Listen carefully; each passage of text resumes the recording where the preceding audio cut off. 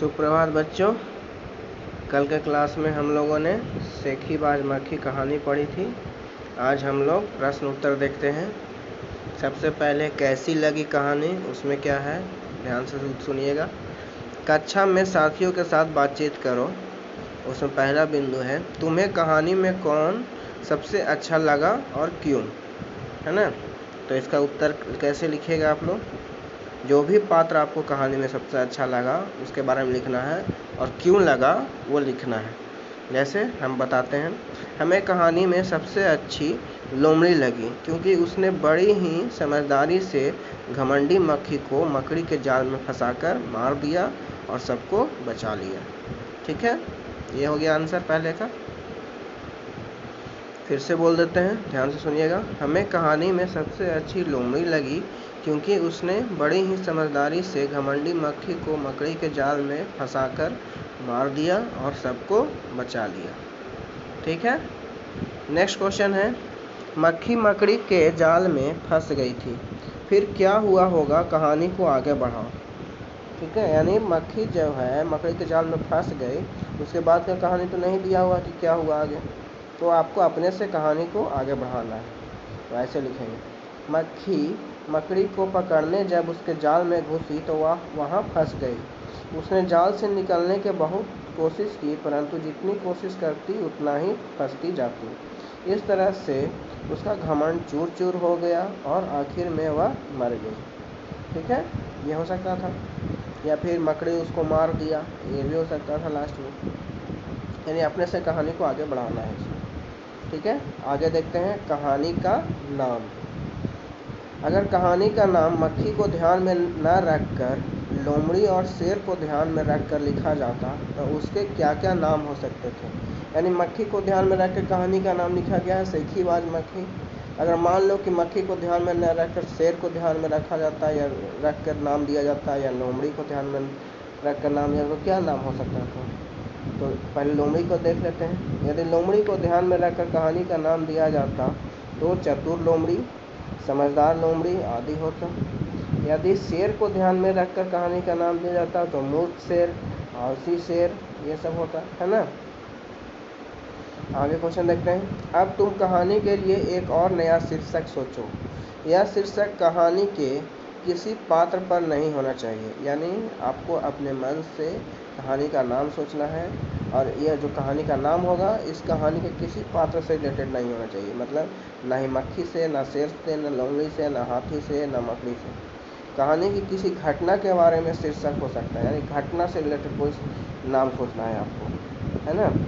तो कहानी का अन्य शीर्षक घमंडी का सिर नीचा, ये हो सकता है घटना से। जैसी करनी वैसी भरनी, ये भी हो सकता है ना। तो आपको जो सब पसंद आए वो लिख लीजिएगा। ओके, फिर देखते हैं आगे। शेर की जगह तुम, यानी शेर की जगह आप होते तो क्या करते हैं। ध्यान से सुनिएगा पहला क्वेश्चन। मक्खी ने जब शेर को जगाया तो वह आग बबूला हो गया। तुम्हें जब कोई गहरी नींद से जगाता है तो तुम क्या करते हो। यानी जब मक्खी ने शेर को जब जगाया था गहरी नींद से तो वह तो गुस्सा कर गया, आग बबूला हो गया। अगर आपको कोई गहरी नींद से जगाता है तो आप क्या करते हो। इसका उत्तर हो जाएगा, जब हमें कोई गहरी नींद से जगाता है तो हम गुस्सा नहीं करते हैं, बल्कि उससे कहते हैं कि हमें सोने दो, नींद आ रही है, या अभी थोड़ी देर में उठते हैं। यही ना बोलते हैं हम लोग। फिर नेक्स्ट है, मक्खी उड़ाते उड़ाते शेर उब गया था।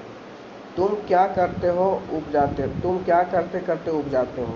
मतलब शेर जो है मक्खी उड़ाते उड़ाते उब गया, आप क्या करते करते उब जाते हो। ठीक है, तो हम खाली बैठे बैठे उब जाते हैं, कभी कभी बहुत देर तक पढ़ते पढ़ते उब जाते हैं, कई बार बहुत देर तक खेलते खेलते भी उब जाते हैं, कभी हमारा दोस्त अपनी एक ही बात कई बार सुनाता है तो भी उब जाते हैं, है ना। तो इस तरह से लिखेंगे। फिर नेक्स्ट क्वेश्चन है, मान लो तुम शेर हो, मक्खी ने तुम्हारे साथ जो कुछ भी किया वह लोमड़ी को बताओ। यानी आप मान लीजिए कि इस कहानी में शेर हैं, तो मक्खी ने जो भी आपके साथ किया लोमड़ी को सुनाना है। तो ऐसे सुनाएंगे, लोमड़ी बहन देखो, इस मक्खी ने मुझे कितना तंग किया हुआ था। इसने मुझे पूरे दिन सोने नहीं दिया, मेरे मना करने पर भी तंग कर रही है। जब मैंने मारने की धमकी दी तो वह लड़ने को तैयार हो गई। वह कभी मेरे माथे, कभी हाथ, कभी नाक, कभी कान पर बैठ जाती।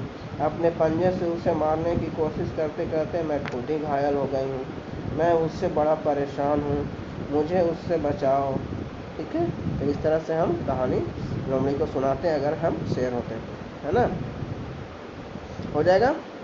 चलिए आगे देखते हैं। शेर तो भोजन करके आराम कर रहा था, तुम खाना खाकर क्या करते हो?